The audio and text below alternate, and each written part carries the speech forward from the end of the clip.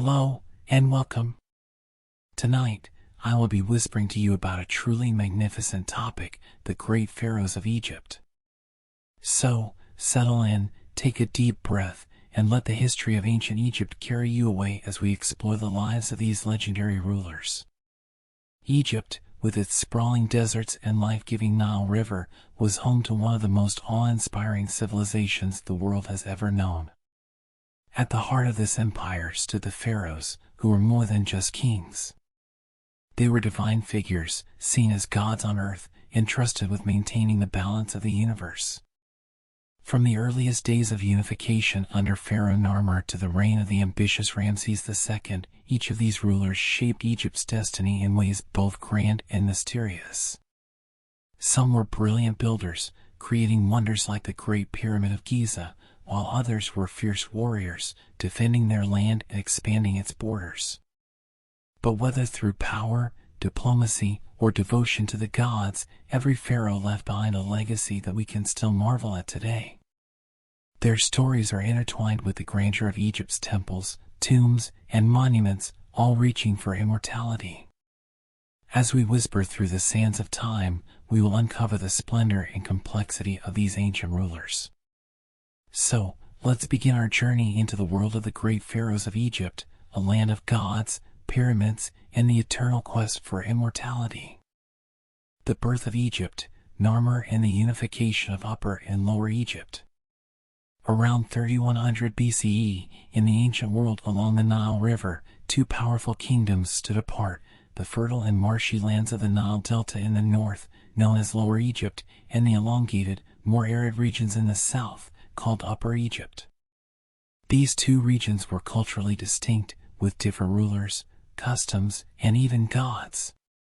For centuries, they coexisted, often clashing or competing for dominance.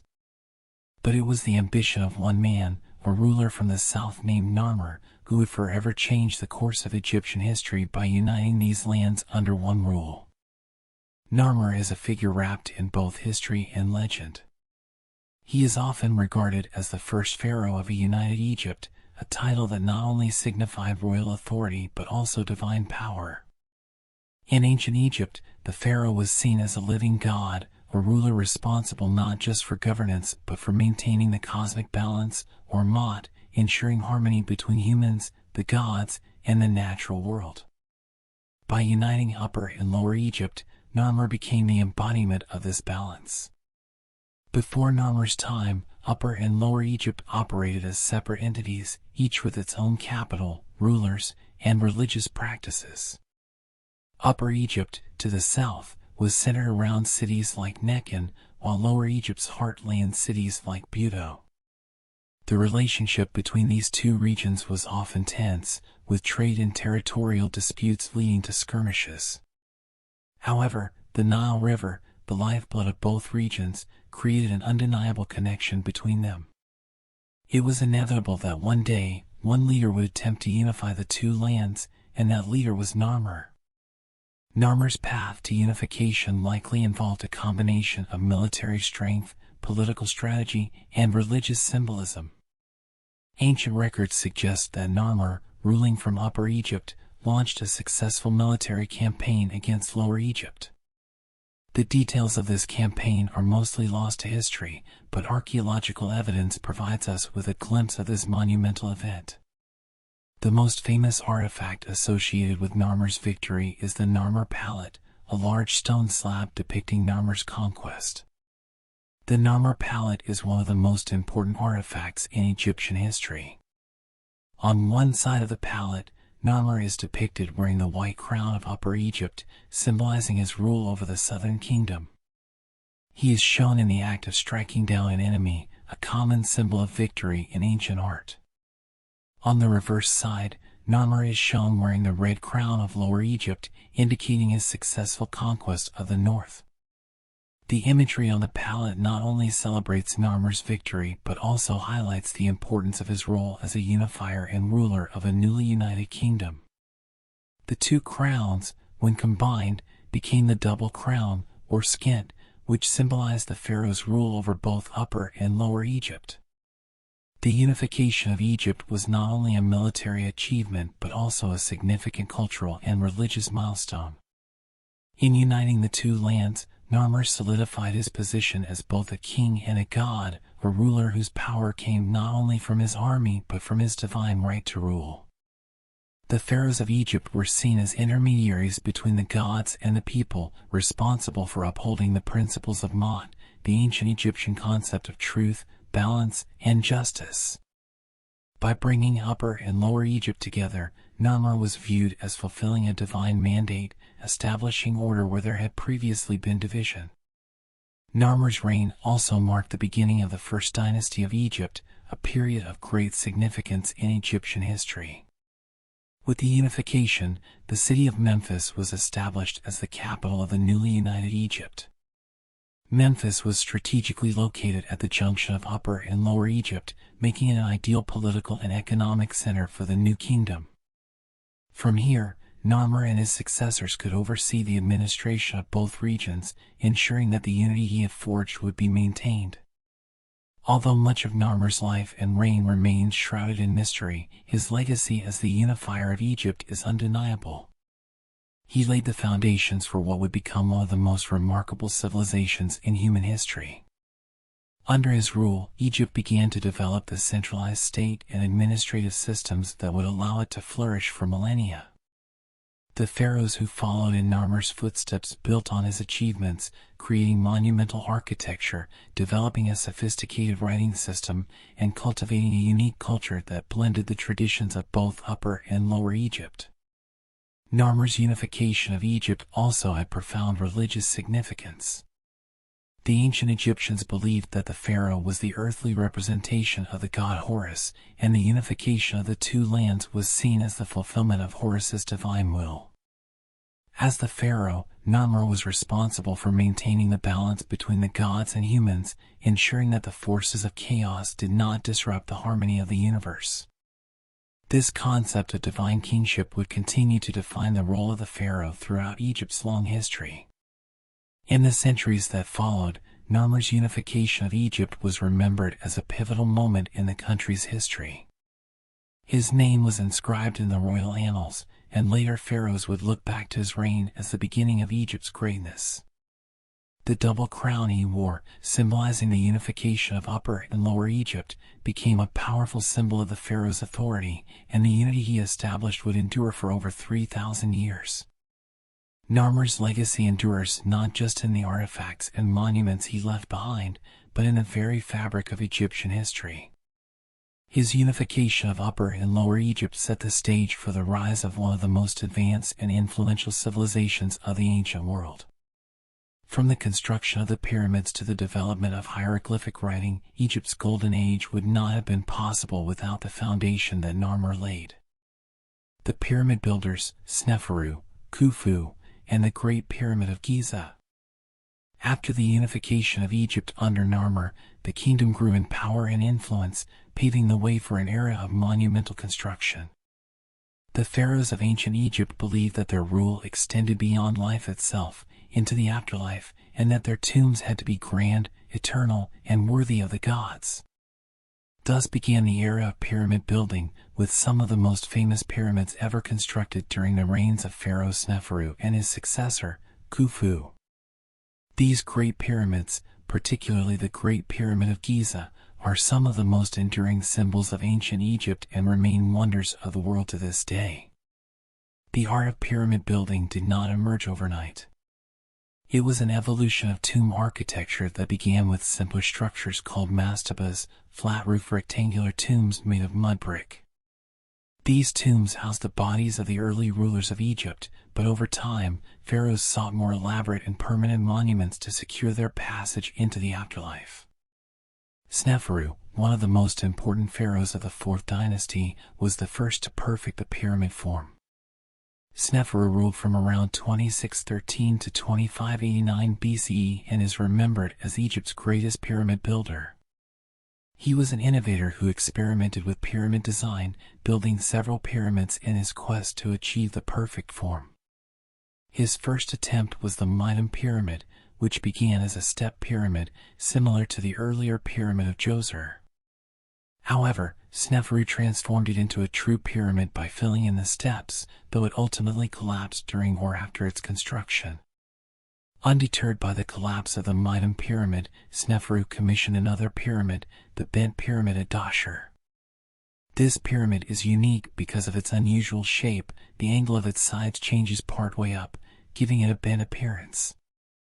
The cause of this change in angle remains debated by historians, but many believe it was due to structural instability. Despite its unusual shape, the bent pyramid marks an important step in the development of true pyramids. Finally, Sneferu succeeded in building the Red Pyramid, also at Dahshur, which is considered the first successful true pyramid in Egypt. With smooth, straight sides and a towering height, the Red Pyramid became the model for future pyramid constructions. Sneferu's reign saw incredible advancements in architectural techniques and engineering, laying the groundwork for even more ambitious projects. But it was Sneferu's son, Khufu, who would take pyramid building to its pinnacle. Khufu, also known as Cheops, ruled during the Old Kingdom and is best known for commissioning the Great Pyramid of Giza. This massive structure, originally standing at 146 meters, 481 feet, tall, was the tallest man-made structure in the world for over 3,800 years. The Great Pyramid is one of the 7 wonders of the ancient world, and it remains the only one still standing. Constructed from over 2 million limestone blocks, some weighing as much as 80 tons, the sheer size and precision of the Great Pyramid have baffled scholars and engineers for centuries. The exact methods used to construct the pyramid remain a subject of debate, but it is clear that the Egyptians possessed remarkable knowledge of engineering, mathematics, and astronomy. Khufu's pyramid was not just a tomb, it was a monumental statement of his divine kingship and power. The Great Pyramid was part of a larger complex, including smaller pyramids for queens, temples, and causeways, all designed to ensure Khufu's safe passage into the afterlife. The interior of the pyramid contains intricate passages and chambers, including the king's chamber, which housed Khufu's sarcophagus. The alignment of the pyramid with the cardinal points and the stars suggests that it may have been designed to connect the pharaoh with the gods, particularly the sun god Ra. Building the Great Pyramid was an immense logistical challenge. It required a massive workforce, believed to have been composed of skilled laborers rather than slaves, as earlier theories suggested. These workers lived in nearby villages, and recent archaeological discoveries have provided insights into their daily lives. The construction of such a massive structure would have required meticulous planning, with thousands of workers quarrying, transporting, and precisely placing the huge limestone blocks. Khufu's reign and the construction of the Great Pyramid marked the height of Egypt's Old Kingdom. However, after Khufu, pyramid building began to decline in scale and ambition. Khufu's son, Khafre, built the second pyramid at Giza, and his grandson, Menkaure, built the third, both of which are also part of the famous Giza Plateau. The Sphinx, often attributed to Khafre, stands as another iconic symbol of this era, guarding the pyramids as a representation of the pharaoh's strength and wisdom. The construction of these pyramids was not merely an architectural achievement but a testament to the wealth, power, and religious devotion of the pharaohs. The pyramids were designed to ensure the pharaoh's immortality and to demonstrate their eternal connection to the gods. For the people of ancient Egypt, the pyramids were a reminder of their pharaoh's divine right to rule and the enduring power of the Egyptian state. The Great Pyramid and its smaller counterparts at Giza remain among the most visited and studied monuments in the world. They continue to inspire awe and curiosity, drawing millions of visitors each year. Despite being over 4,500 years old, the pyramids of Egypt stand as a lasting testament to the ingenuity, ambition, and spiritual beliefs of the ancient Egyptians. Sneferu and Khufu, the Great Pyramid builders, left an indelible mark on history. Their pyramids not only served as tombs but as eternal symbols of their power, securing their place in both the afterlife and the annals of history. Through their monumental constructions, these pharaohs ensured that their names would be remembered long after their reigns ended, their pyramids standing tall as silent witnesses to the greatness of ancient Egypt. The Golden Age, the Middle Kingdom, and Pharaoh Mentuhotep II. After the grandeur of the Old Kingdom and the construction of the Great Pyramids, Egypt faced a period of instability and division known as the First Intermediate Period. This era was marked by political fragmentation, social upheaval, and the weakening of the central authority. The once unified kingdom had splintered into smaller, competing regions, each ruled by local governors and warlords. The grand monuments of the Old Kingdom faded into the background as Egypt struggled to find its way through this period of chaos. But from this turmoil emerged a powerful leader who would reunite Egypt and usher in a new era of prosperity and cultural revival, Pharaoh Mentuhotep II. Mentuhotep II, the ruler of Thebes, a city located in Upper Egypt, came to power around 2061 BCE. At this time, Egypt was divided between the northern kingdom centered in Heracleopolis and the southern kingdom of Thebes. Mentuhotep's goal was clear: to restore the unity of Egypt and re-establish the power of the pharaoh. This task was no small feat, as the two kingdoms had been in conflict for years, and both regions had developed their own local identities. Mentuhotep II's path to unification began with a series of military campaigns against the northern rulers. These battles were fierce and bloody, with Mentuhotep leading his forces personally in many instances. His determination and military prowess eventually paid off, and after years of conflict, he defeated the rulers of Heracleopolis, bringing an end to the First Intermediate Period. With this victory, Mentuhotep II reunited Upper and Lower Egypt, restoring the pharaonic rule over a once divided kingdom. The reunification of Egypt under Mentuhotep II marked the beginning of the Middle Kingdom, a period often referred to as the Golden Age of Egypt. This era is celebrated for its political stability, economic prosperity, and cultural achievements.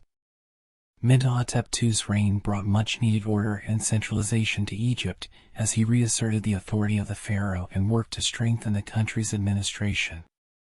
One of Mentuhotep's most significant accomplishments was the restoration of the pharaoh's role as the central figure in Egyptian life. During the First Intermediate Period, local rulers, known as nomarchs, had gained considerable power and autonomy. They often acted independently of the pharaoh, weakening the unity of the kingdom. Mentuhotep II moved quickly to curb the influence of these local leaders, re-establishing the authority of the central government. By doing so, he laid the foundation for a more cohesive and prosperous Egypt.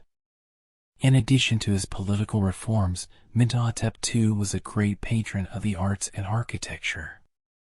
His reign saw a resurgence in the building of temples and monuments, particularly in Thebes, which became the religious and cultural center of Egypt.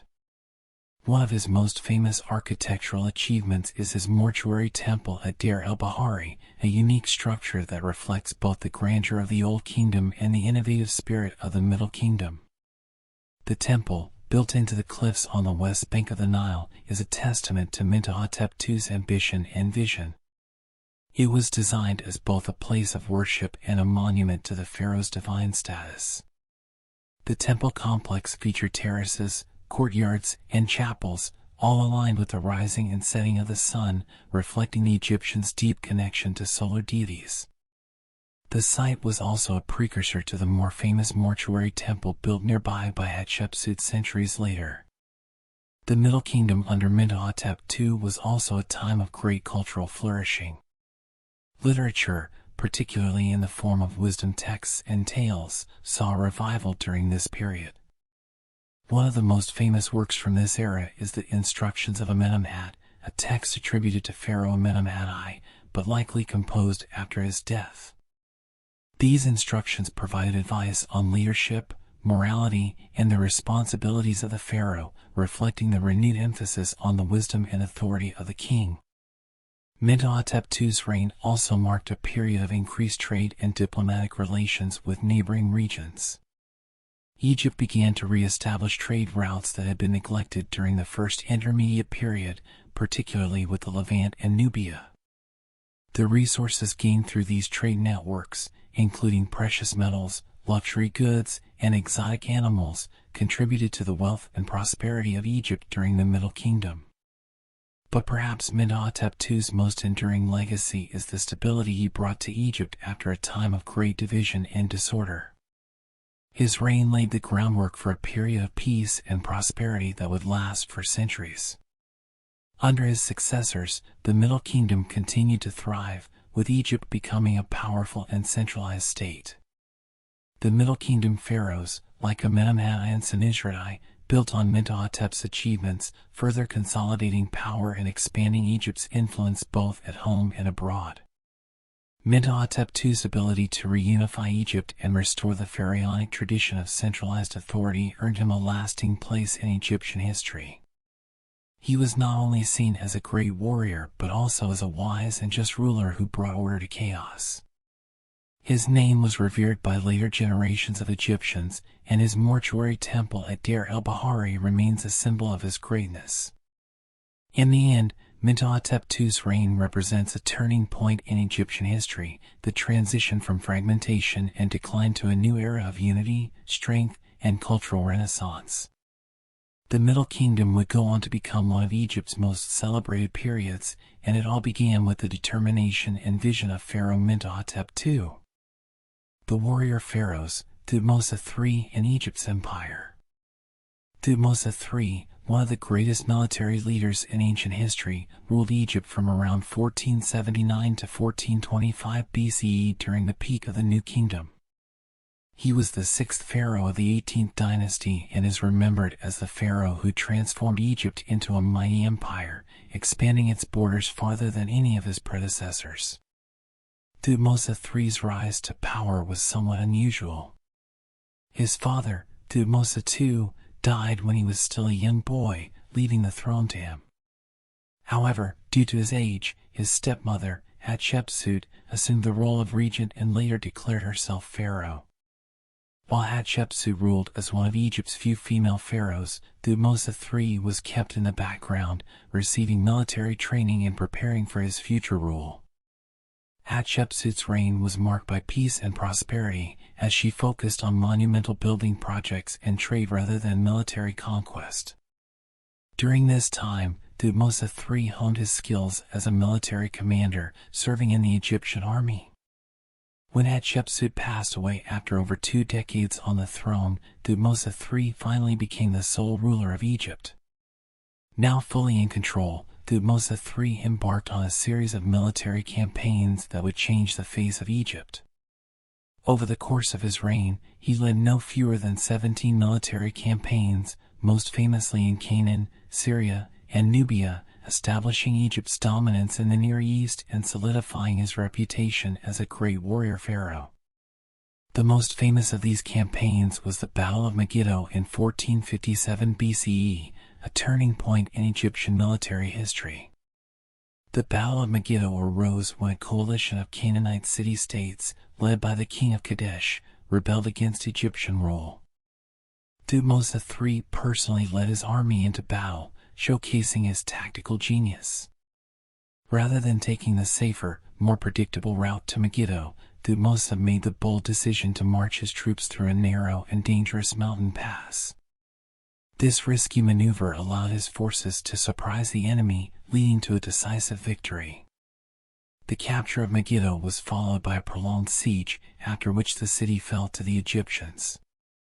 This victory re-established Egyptian dominance over the Levant and opened the way for further military campaigns into Syria. After Megiddo, Thutmose III continued his northern campaigns, reaching as far as the Euphrates River, the furthest extent of Egyptian power in history. He established Egyptian influence over the kingdoms of Syria and Canaan, securing vital trade routes and ensuring that these regions paid tribute to Egypt. Thutmose III's campaigns in the Near East not only brought immense wealth to Egypt but also positioned it as a dominant force in the politics of the region. However, Thutmose III's conquests were not limited to the north. He also led expeditions into Nubia, a region rich in gold, ivory, and other precious resources. His military campaigns in Nubia solidified Egypt's control over the region, which had long been an important source of wealth for the Egyptian state. Under Thutmose III, Egypt established permanent fortresses and garrisons in Nubia to maintain control over the region, ensuring a steady flow of resources into the empire. One of Thutmose III's key strategies for maintaining control over his vast empire was the use of indirect rule.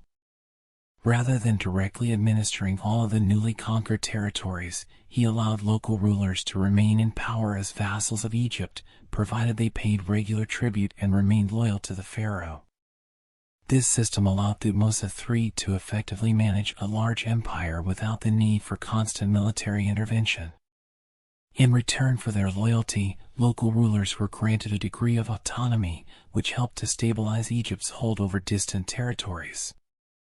The wealth brought into Egypt from Thutmose III's conquests was used to fund monumental building projects across the kingdom.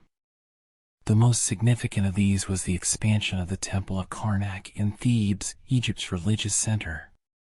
Thutmose III added several new structures to the temple complex, including magnificent obelisks, pylons, and a grand festival hall. These additions not only celebrated his military victories but also reinforced his status as a pharaoh chosen by the gods to rule over Egypt and its vast empire. Thutmose III was not only a skilled warrior but also a shrewd diplomat. He understood that maintaining an empire required more than just military strength. He cultivated relationships with foreign rulers through diplomacy and strategic marriages, further securing Egypt's influence abroad. Tribute flowed into Egypt from across the empire, including gold, timber, livestock, and exotic goods, enriching the kingdom and supporting its monumental architecture and cultural achievements. Culturally, Thutmose III's reign marked a golden age for Egypt. The resources from his military campaigns allowed for the flourishing of the arts and the expansion of Egypt's religious institutions. Egypt's gods, particularly Ammonius, were seen as having favored Thutmose III, and his victories were often depicted in grand temple reliefs showing the pharaoh smiting his enemies and receiving the blessings of the gods. These depictions served both as propaganda and as a reinforcement of the pharaoh's divine right to rule. By the time of his death in 1425 BCE, Thutmose III had transformed Egypt from a kingdom into a vast empire. His military campaigns had extended Egypt's borders farther than any pharaoh before him, and his diplomatic and administrative strategies ensured that Egypt remained the dominant power in the ancient world. Thutmose III's reign was marked by both military triumph and cultural achievement, securing his legacy as one of Egypt's greatest pharaohs. Thutmose III's successors, particularly his son Amenhotep II, would continue to build on his accomplishments, but it was Thutmose III who laid the foundation for Egypt's dominance in the Near East and beyond. His reign represents the pinnacle of Egypt's imperial power, and his legacy as the warrior pharaoh endures to this day. The female pharaoh, Hatshepsut, and her reign of peace. Hatshepsut is one of the most remarkable figures in ancient Egyptian history. As one of the few female pharaohs, her reign stands out not only for the unprecedented fact that she ruled as a woman in a male-dominated society, but also for the remarkable peace and prosperity that characterized her time on the throne. Ruling for around 22 years during the 18th dynasty, circa 1479 to 1458 BCE, Hatshepsut defied tradition by taking on the full title and regalia of a pharaoh, even being depicted as a male king in many of her statues and reliefs. Hatshepsut's rise to power was unconventional. After the death of her husband, Thutmose II, the throne technically passed to his young son, Thutmose III. However, Thutmose III was only a child at the time, so Hatshepsut, his stepmother, initially acted as regent. Over time, though, she gradually assumed more power, and within a few years, she proclaimed herself pharaoh. While this was highly unusual, Hatshepsut's legitimacy was bolstered by her royal lineage. She was the daughter of Thutmose I, a powerful and respected pharaoh, and this connection to the throne helped solidify her claim. Once in power, Hatshepsut prioritized stability, economic prosperity, and monumental architecture. Her reign was marked by a focus on internal development rather than military conquest. Unlike many of her predecessors and successors, who sought to expand Egypt's empire through warfare, Hatshepsut focused on fostering trade and enhancing the wealth of Egypt through peaceful means. One of her greatest achievements was the re-establishment of trade routes that had been neglected during previous reigns, most notably the trade expedition to Punt, an ancient land rich in luxury goods. The expedition to Punt was one of the crowning achievements of Hatshepsut's reign. Punt, located somewhere in the region of modern-day Eritrea or Somalia, was a source of highly prized goods such as gold, incense, ivory, and exotic animals. Hatshepsut sent a fleet of ships to Punt, and the resulting trade brought immense wealth to Egypt. The success of this expedition is immortalized in the reliefs on the walls of her mortuary temple at Deir el-Bahari, where detailed scenes depict the Puntites presenting their tribute to the Egyptian delegation. This successful expedition demonstrated Hatshepsut's diplomatic and economic acumen and helped further legitimize her rule. Beyond her economic achievements, Hatshepsut is perhaps best known for her architectural legacy. She undertook numerous building projects across Egypt, commissioning temples, monuments, and obelisks that still stand today. Her most famous architectural achievement is her mortuary temple at Deir el-Bahari, located on the west bank of the Nile near Luxor. This magnificent temple, with its terraced design and grand colonnades, is considered one of the architectural wonders of ancient Egypt. It was dedicated to the god Ammonius and served as a testament to Hatshepsut's reign and her desire to be remembered as one of Egypt's great rulers. The Temple of Deir el-Bahari is notable not just for its architectural beauty but also for the way it presents Hatshepsut's story. In many of the reliefs, she is depicted alongside the god Ammonius, reinforcing the divine legitimacy of her reign. The temple also includes scenes from the Punt expedition, showcasing her achievements in trade and diplomacy. Through this monumental structure, Hatshepsut ensured that her legacy would endure for millennia. Hatshepsut's reign was also significant for the religious innovations she introduced. She emphasized her divine birth, claiming that she was the daughter of the god Ammonius, a narrative that is depicted in several temple reliefs. This divine association helped to legitimize her rule in the eyes of the Egyptian elite and the wider population. By aligning herself so closely with Ammonius, the most powerful deity in the Egyptian pantheon, Hatshepsut reinforced the idea that her rule was ordained by the gods. Hatshepsut's reign was characterized by peace, prosperity, and stability, a stark contrast to the military campaigns that defined many other pharaohs' reigns. She maintained Egypt's borders without the need for large-scale military conquests, and her policies focused on strengthening Egypt's economy and infrastructure. The peace that characterized her reign allowed Egypt to flourish culturally and economically, and her focus on trade brought in wealth that funded her extensive building projects. Despite her successes, Hatshepsut's legacy was nearly erased after her death. Thutmose III, who eventually succeeded her as the sole ruler of Egypt, went to great lengths to remove evidence of her reign. Statues of Hatshepsut were defaced, her cartouches were chiseled off monuments, and her name was omitted from official king lists. Historians believe this was an attempt to restore the traditional male line of succession and to ensure that Thutmose III's reign would not be overshadowed by that of his stepmother. For many years, Hatshepsut's achievements were lost to history, but modern archaeological discoveries have since restored her place as one of Egypt's greatest rulers. Today, Hatshepsut is remembered as a trailblazing leader who defied gender norms to rule Egypt successfully for over 2 decades. Her reign is often seen as a golden age of peace and prosperity, a time when Egypt focused inward to build its economy, infrastructure, and culture. Through her building projects, her diplomatic achievements, and her clever use of religious symbolism, Hatshepsut ensured that her legacy would outlast the attempts to erase it. Her mortuary temple at Deir el-Bahari stands as a testament to her remarkable reign, a symbol of the power and resilience of Egypt's first great female pharaoh.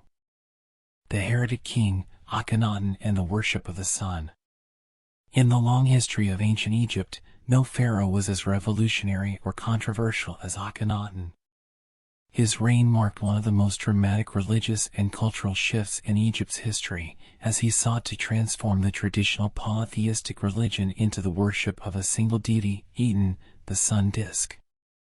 This radical departure from the deeply ingrained religious practices of Egypt earned Akhenaten the title of the heretic king, and his reign has been both a subject of fascination and mystery for historians. Akhenaten, originally known as Amenhotep IV, ascended to the throne during the 18th dynasty, around 1353 BCE. At the beginning of his reign, like his predecessors, he followed the traditional religious practices of Egypt, which centered on the worship of a pantheon of gods, most notably Ammonius, the chief deity of Thebes.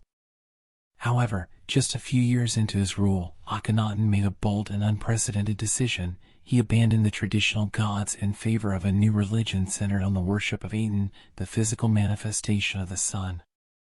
Akhenaten's religious revolution was dramatic. He changed his name from Amenhotep, which means Ammonius is satisfied, to Akhenaten, meaning servant of Aten, to reflect his devotion to the new god. Aten, represented as a solar disk with rays extending down to touch the earth, became the sole focus of Egyptian worship. In Akhenaten's vision, Aten was not just the most important god but the only god, and the pharaoh himself was the chosen intermediary between Aten and the people. To further solidify this religious shift, Akhenaten ordered the construction of a new capital city, Akhetaten, modern-day Amarna, dedicated to the worship of Aten. Situated far from the traditional religious centers of Egypt like Thebes, Akhetaten was intended to be a physical manifestation of Akhenaten's religious revolution.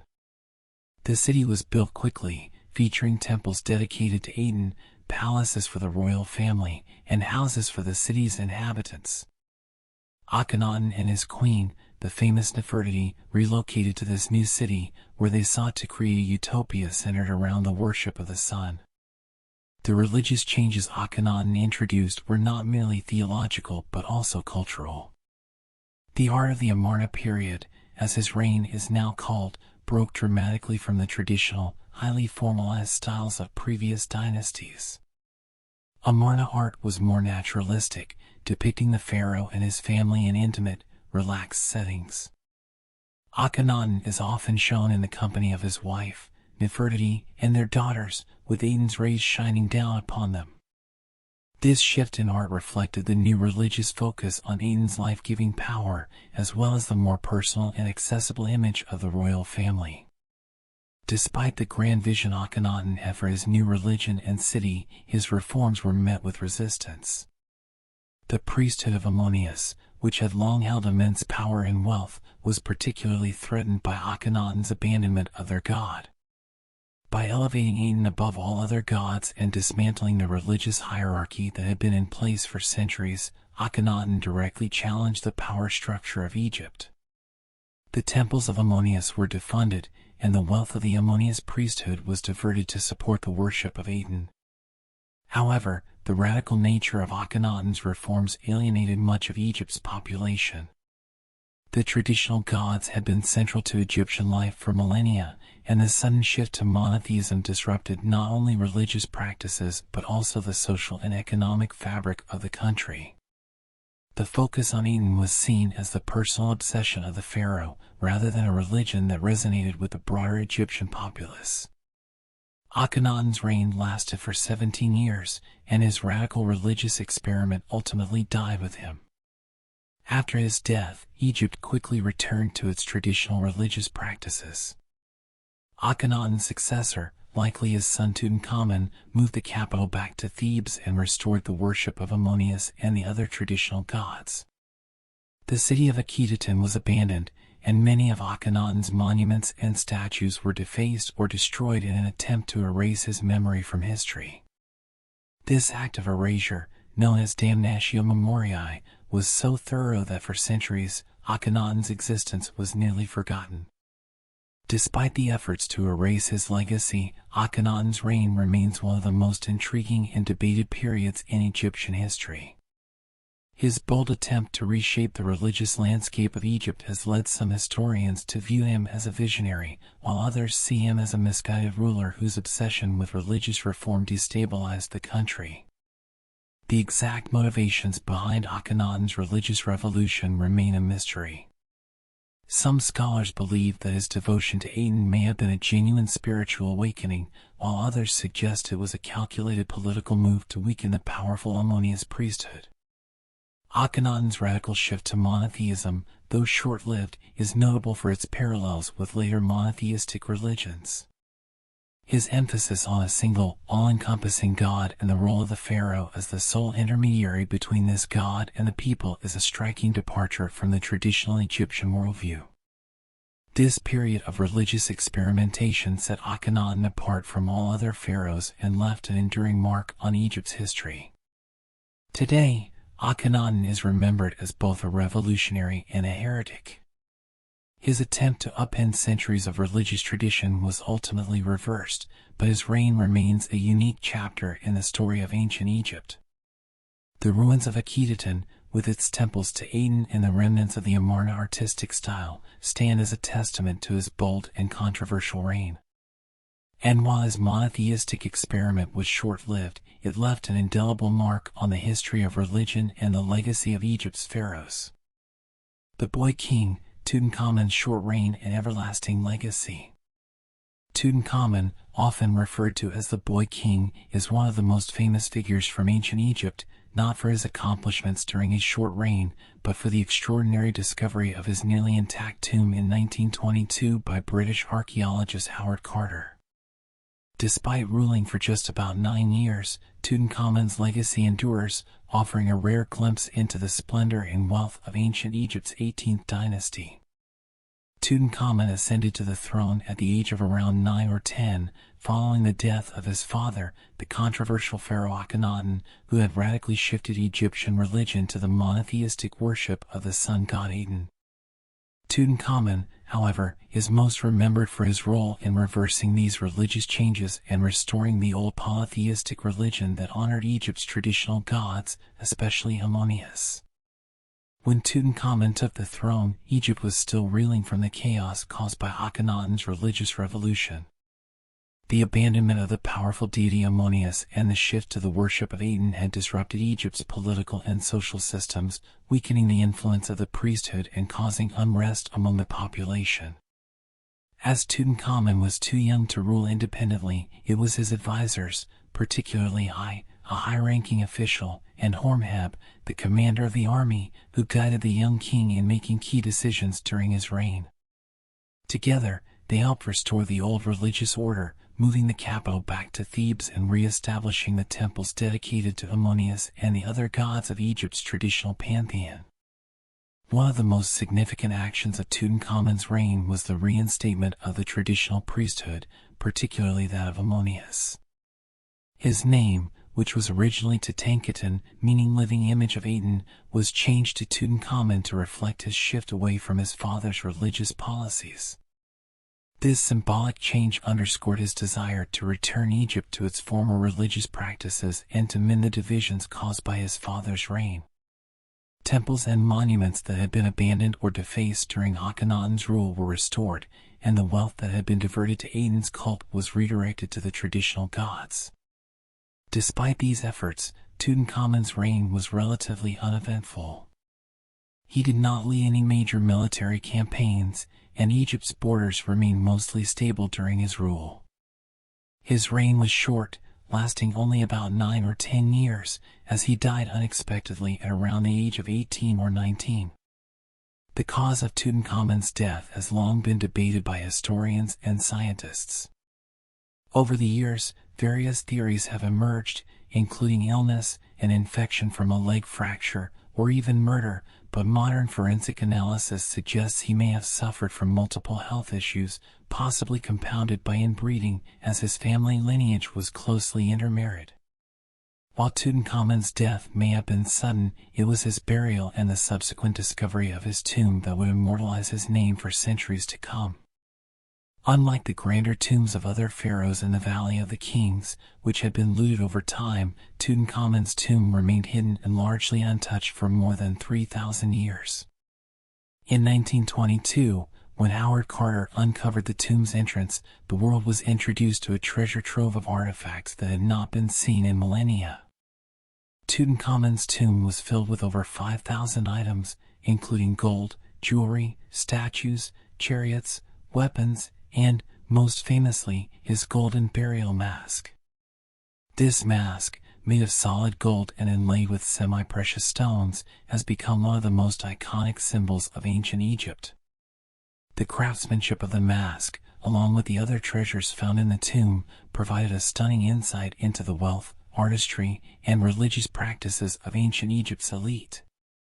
Despite the modest size of his tomb compared to other pharaohs, the sheer volume and quality of the items within it were astonishing. The walls of the burial chamber were decorated with scenes from the Book of the Dead, guiding the young king through the afterlife. The wealth of the tomb, along with the fact that it had been hidden from looters for millennia, made it one of the most significant archaeological discoveries of all time. Tutankhamun's tomb revealed much about the burial customs and beliefs of ancient Egypt. His burial treasures, intended to accompany him into the afterlife, reflected the Egyptians' deep belief in immortality and the afterlife. The preservation of these treasures in their original state also provided invaluable insights into the daily life, politics, and economy of the 18th dynasty. The discovery of Tutankhamun's tomb sparked a global fascination with ancient Egypt, often referred to as Tutmania. The treasures were displayed in exhibitions around the world, capturing the imagination of millions and solidifying Tutankhamun as one of the most famous pharaohs in history. His golden mask became a symbol of ancient Egypt's enduring allure, and the story of the tomb's discovery, with its tales of hidden treasures and curses, only added to the legend. While Tutankhamun's reign may not have been marked by great achievements in war or politics, his legacy endures because of the remarkable preservation of his tomb. His life, death, and the stunning artifacts found with him have allowed modern historians and archaeologists to piece together the daily life and spiritual beliefs of ancient Egypt during one of its most prosperous periods. In the end, Tutankhamun, the boy king, became one of the most well-known and recognized figures of ancient Egypt, not for his accomplishments during life, but for the incredible legacy left behind in his death. His name, once nearly forgotten in the annals of history, now stands as a symbol of Egypt's golden age and the enduring mystery and fascination that the ancient world continues to inspire. Ramses the Great, the builder of monuments and hero of Kadesh. Among all the pharaohs of ancient Egypt, Ramses II, commonly known as Ramses the Great, stands out as one of the most powerful and celebrated rulers in Egyptian history. His reign, which lasted from 1279 to 1213 BCE during the 19th dynasty, spanned over 6 decades, making him one of the longest reigning pharaohs. During this time, Ramses II earned a reputation as a master builder, a fierce military leader, and a ruler who elevated Egypt to unprecedented heights of power and influence. His legacy, preserved through the magnificent monuments he commissioned and his famous military victories, particularly at the Battle of Kadesh, cemented his place as one of Egypt's greatest pharaohs. Ramses II's reign was marked by an extraordinary focus on monumental architecture and building projects. No other pharaoh left behind as many grand structures as Ramses the Great. He sought to immortalize his reign through temples, statues, and obelisks that still stand today as testaments to his power. The sheer scale of his building endeavors earned him the title of the Great Builder, and his constructions continue to inspire awe. One of Ramses II's most iconic projects was the Temple of Abu Simbel, located in Nubia. Carved directly into a mountainside, the temple complex features 4 colossal statues of Ramses seated on his throne, each standing over 20 meters, 65 feet, tall. These statues were meant to symbolize Ramses' divine status and his power over Egypt's southern territories. The interior of the temple is just as impressive, featuring beautifully carved reliefs that depict Ramses as a victorious warrior and a protector of Egypt. The temple was also dedicated to his favorite wife, Nefertari, who was honored with her own smaller temple nearby. The grandeur of Abu Simbel was intended to remind all who visited, especially those from Nubia, of Egypt's dominance and Ramses' godlike authority. In addition to Abu Simbel, Ramses II undertook massive building projects throughout Egypt. He expanded the Temple of Karnak, one of Egypt's most important religious sites, adding enormous columns and statues that celebrated his reign and his connection to the gods. He also completed the Ramesseum, his grand mortuary temple on the west bank of the Nile, near Thebes. The Ramesseum was designed not only to honor the king during his lifetime but to ensure his immortality in the afterlife. It was adorned with statues of Ramses and detailed reliefs depicting his military campaigns and divine favor. However, Ramses II's legacy is not only tied to his grand architectural achievements. He is also remembered for his military prowess, particularly in his famous campaign against the Hittites at the Battle of Kadesh in 1274 BCE. The battle, which took place near the modern-day border of Syria and Lebanon, is often regarded as the largest chariot battle in history, involving thousands of soldiers and hundreds of chariots on both sides. The Hittites, led by their king Muwatalli II, had been expanding their influence into areas previously controlled by Egypt, leading to growing tensions between the two empires. Ramses II, determined to reassert Egypt's dominance, launched a military campaign to reclaim these territories and confront the Hittites head-on at Kadesh. The battle itself was a complex and chaotic affair. Ramses, leading his forces into Kadesh, fell into a carefully planned Hittite ambush. The Egyptian army was initially caught off guard, and Ramses' forces were nearly overwhelmed. However, Ramses, displaying remarkable leadership and bravery, rallied his troops and personally led a counterattack, managing to turn the tide of the battle. The clash ended in a stalemate, with neither side achieving a decisive victory.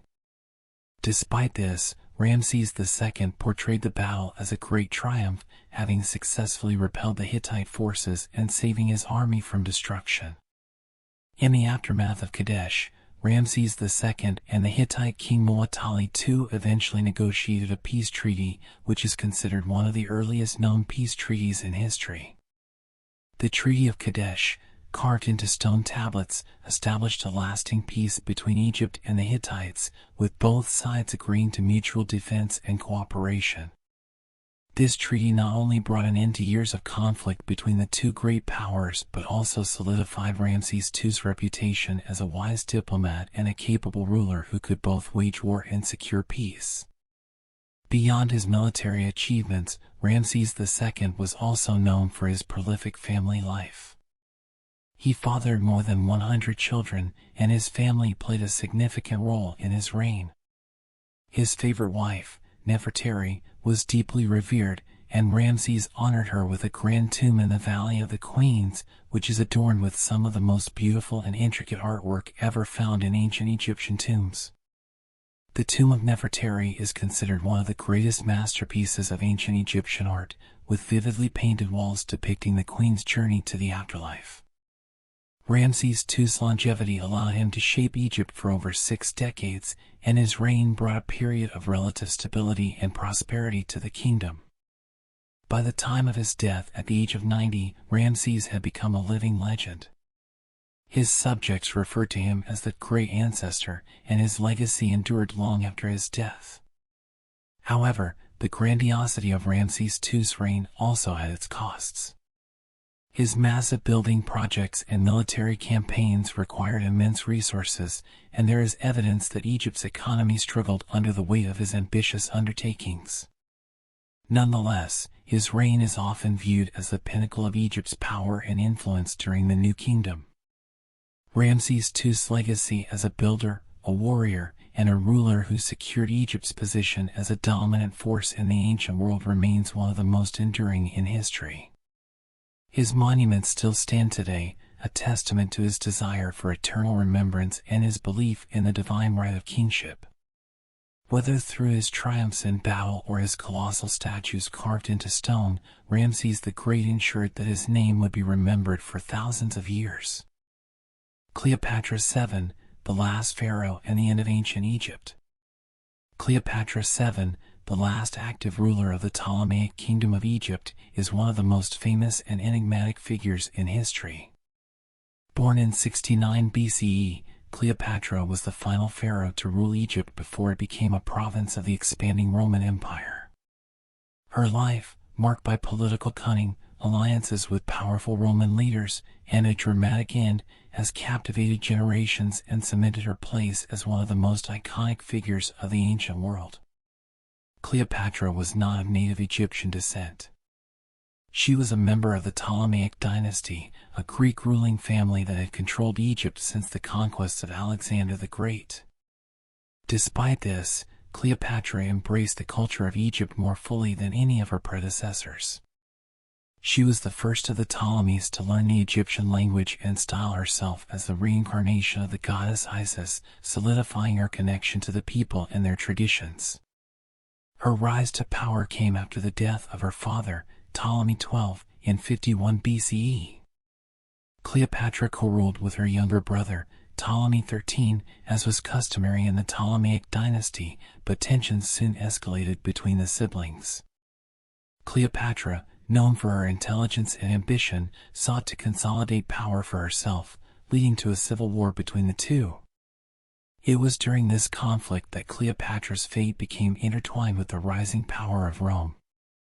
In 48 BCE, as Cleopatra fought for control of Egypt, Julius Caesar, the most powerful man in Rome, arrived in Alexandria pursuing his enemy Pompey. Cleopatra recognized an opportunity to secure both her throne and Egypt's independence. She famously smuggled herself into Caesar's presence, rolled up in a carpet, and convinced him to support her cause. Caesar, captivated by Cleopatra's charm and political acumen, became her ally and lover. With Caesar's backing, Cleopatra defeated her brother and became the sole ruler of Egypt. Cleopatra's relationship with Caesar was not only personal but also political. Together, they had a son, Ptolemy XV, known as Caesar Ion. Cleopatra hoped that Caesar Ion, as Caesar's son, would one day inherit both Rome and Egypt, ensuring the survival of her dynasty. However, these ambitions were dashed when Julius Caesar was assassinated in 44 BCE. Cleopatra's position became precarious as Rome descended into a power struggle between Caesar's allies and enemies. After Caesar's death, Cleopatra aligned herself with Mark Antony, one of Caesar's top generals and part of the second triumvirate that ruled Rome. Their alliance quickly became romantic, and the two began a passionate and politically charged relationship. Cleopatra bore Antony 3 children, and together they sought to build a powerful empire centered on Egypt. Antony and Cleopatra's union was seen as a threat to Octavian, Caesar's adopted son and heir, who was consolidating power in Rome. Octavian used Antony's relationship with Cleopatra as political propaganda, painting Cleopatra as a dangerous seductress who had bewitched Antony and turned him against Rome. Tensions between Antony and Octavian escalated, leading to the final conflict of the Roman Republic, the Battle of Actium in 31 BCE. At Actium, Octavian's forces decisively defeated the combined fleet of Antony and Cleopatra. Following their defeat, Antony and Cleopatra fled back to Egypt, where they tried in vain to recover their power. With Octavian's forces closing in, both Antony and Cleopatra chose to take their own lives rather than be captured and paraded through the streets of Rome as trophies of war. According to legend, Cleopatra died by the bite of an asp, a venomous snake, though the exact details of her death remain a mystery. Cleopatra's death in 30 BCE marked the end of the Ptolemaic dynasty and the end of Pharaonic Egypt. Egypt was annexed by Rome and became one of its most important provinces, supplying the empire with grain and other valuable resources. Cleopatra's son Caesar Ion was captured and executed by Octavian, eliminating the last threat to Octavian's claim to power. Despite her defeat, Cleopatra's legacy has endured for over 2 millennia. Her life has been immortalized in art, literature, and popular culture, where she is often portrayed as a symbol of beauty, intelligence, and seduction. Yet, Cleopatra was far more than a romanticized figure of legend. She was a shrewd and capable ruler who skillfully navigated the treacherous politics of the ancient world to secure Egypt's independence for as long as possible. Her fluency in multiple languages, her knowledge of diplomacy, and her ability to form powerful alliances with the most influential men of her time demonstrate her formidable political skills. Cleopatra's reign was also a time of cultural flourishing in Egypt. Alexandria, the capital, was one of the great intellectual centers of the ancient world, home to the famous Library of Alexandria and a hub of scholarly activity. Cleopatra herself was known to be well-educated, with a deep interest in philosophy, literature, and science. Under her rule, Egypt remained a center of learning and culture, even as it faced increasing pressure from Rome. In the end, Cleopatra's life and reign represent the final chapter of ancient Egypt's long and illustrious history. Her death marked the end of more than 3,000 years of pharaonic rule, as Egypt became just another province in the sprawling Roman Empire. Yet, Cleopatra's story has never been forgotten. Her intelligence, charisma, and determination to protect Egypt's sovereignty in the face of overwhelming odds have ensured her place as one of history's most fascinating figures. The legacy of the Pharaohs, how ancient Egypt shaped the world. The ancient Egyptian civilization, led by its mighty pharaohs, left an indelible mark on human history that continues to resonate across time. From the towering pyramids to the intricacies of hieroglyphic writing, the legacy of the pharaohs shaped not only the ancient world but also provided foundational elements for many aspects of modern culture, science, and governance.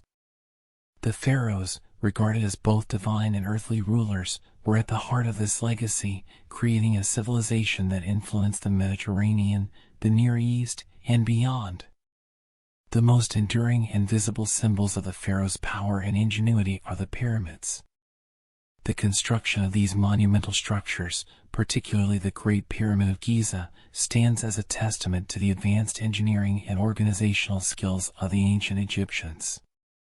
These structures, built as tombs for the pharaohs, reflected the Egyptians' deep belief in the afterlife and the importance of preparing for it. The construction techniques developed during this time influenced not only Egyptian architecture but also the building methods of other ancient civilizations.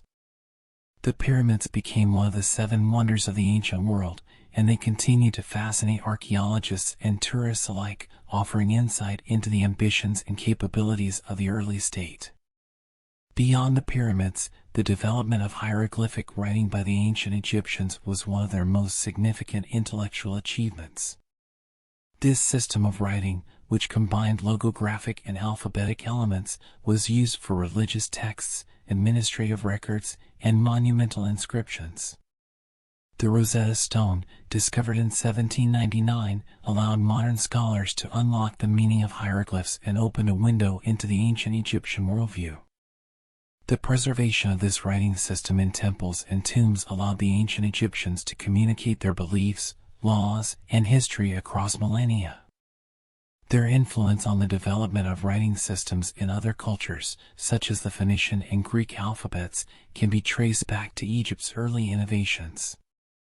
The pharaoh's legacy also extended into governance. The concept of centralized authority, with a ruler seen as the divine representative of the gods, was a model that would influence future civilizations. The Egyptian state's ability to manage large-scale agricultural production, control resources, and maintain a standing army served as a model for empire building throughout the ancient world. The pharaoh's role as the guarantor of Maat, order, justice, and balance set the standard for future rulers, not only in Egypt but in other emerging civilizations around the Mediterranean. Religion was another aspect of the pharaoh's legacy that had a profound influence on the ancient world. The Egyptians' belief in a complex pantheon of gods, each with specific roles and powers, along with their rituals surrounding the afterlife, shaped religious thought across the Mediterranean and Near East. The concept of an afterlife where one's deeds were weighed and judged became a foundational idea in later religious traditions, particularly in Greek and Roman religious practices. Temples such as those dedicated to Ammonius at Karnak or Isis at Philae became centers of spiritual life, not just in Egypt but across the empire. Egyptian religious concepts, such as the immortality of the soul and the importance of funerary rituals, were later adopted and adapted by the Greeks and Romans. The advancements made in medicine, mathematics, and astronomy during the time of the pharaohs also had a lasting impact. The ancient Egyptians were pioneers in developing medical practices based on observation and experience. Their medical texts, such as the Ebers Papyrus, detailed treatments for various ailments as well as surgical procedures. These early advancements laid the groundwork for later developments in both the Greco-Roman world and the Islamic Golden Age. Egyptian contributions to mathematics, particularly in geometry, were essential in the construction of their monumental architecture and played a key role in their advancements in engineering. Their detailed astronomical observations also contributed to the development of early calendars, which would influence timekeeping systems throughout the ancient world. The pharaoh's influence extended beyond the borders of Egypt. Through diplomacy, trade, and conquest, Egypt established relationships with civilizations as far-flung as Mesopotamia, the Levant, and Nubia. Egyptian goods such as papyrus, gold, and grain were traded across the Mediterranean, while foreign influences, including art and luxury items from Crete, the Levant, and the Aegean, made their way into Egypt. The cross-cultural exchanges that took place during the New Kingdom, particularly during the reigns of pharaohs like Thutmose III and Ramses II, helped shape a connected world of interdependence between ancient states. Egyptian art, language, and religious ideas influenced the artistic and spiritual traditions of these neighboring cultures. In addition to its material contributions, ancient Egypt also left a profound legacy in terms of art and symbolism. Egyptian art was characterized by its highly stylized depictions of gods, pharaohs, and daily life, all governed by strict rules of proportion and symbolism. The distinct artistic conventions of the Egyptians, particularly the iconic profile view of figures with exaggerated eyes and shoulders, would influence the artistic traditions of the ancient world. Egyptian funerary art, particularly the decoration of tombs and the creation of canopic jars, provided rich insights into their beliefs about the afterlife and influenced the burial practices of other cultures. Finally, the mythic and historical narrative of the pharaohs has left an indelible mark on modern culture. Figures such as Cleopatra VII, Ramses II, and Tutankhamun have been immortalized in literature, film, and art. The discovery of Tutankhamun's tomb in the 20th century reignited global interest in Egyptology, and the pharaoh's stories continue to inspire awe and fascination today. Cleopatra, in particular, has become an icon of political intrigue, romance, and tragedy, her life representing both the brilliance and the downfall of ancient Egypt. The end of pharaonic rule with Cleopatra's death in 30 BCE and Egypt's annexation by Rome did not diminish the impact of the civilization that had flourished for over 3,000 years. The pharaohs, through their monumental constructions, religious reforms, and political dominance, shaped the course of history in profound ways. Egypt's influence can be seen in the foundations of modern civilization, in governance, religion, art, and science. While the pyramids, temples, and tombs stand as the most visible symbols of the pharaoh's legacy, it is their enduring impact on human thought and culture that ensures their place in the annals of history. The ancient Egyptians' dedication to the pursuit of eternity, whether through the construction of their monuments or their complex religious beliefs, has left an unparalleled legacy that continues to inspire wonder and admiration to this day. And so, we come to the end of our journey through the fascinating and enduring legacy of the great pharaohs of Egypt. From the unification of Upper and Lower Egypt under Narmer, to the monumental pyramids of Khufu and the expansive empire of Thutmose III, from the trailblazing reign of Hatshepsut to the revolutionary religious changes of Akhenaten and the enduring mystery of Tutankhamun, and finally, the mighty reign of Ramses the Great and the poignant end of the Pharaonic age with Cleopatra VII, the stories of these rulers have shaped the course of history in ways that still resonate today. The pharaohs were more than just kings and queens. They were seen as gods on earth, the mediators between the divine and the mortal. Their legacies, preserved in the grand temples, tombs, and writings they left behind, continue to captivate and inspire wonder in people around the world. The innovations, ideas, and artistry they fostered shaped the world we live in today. Thank you for joining me on this journey through the lives of the great pharaohs of Egypt. I hope this exploration has deepened your appreciation for one of the most extraordinary civilizations in history. Until next time, may the sands of time continue to reveal the mysteries of the past.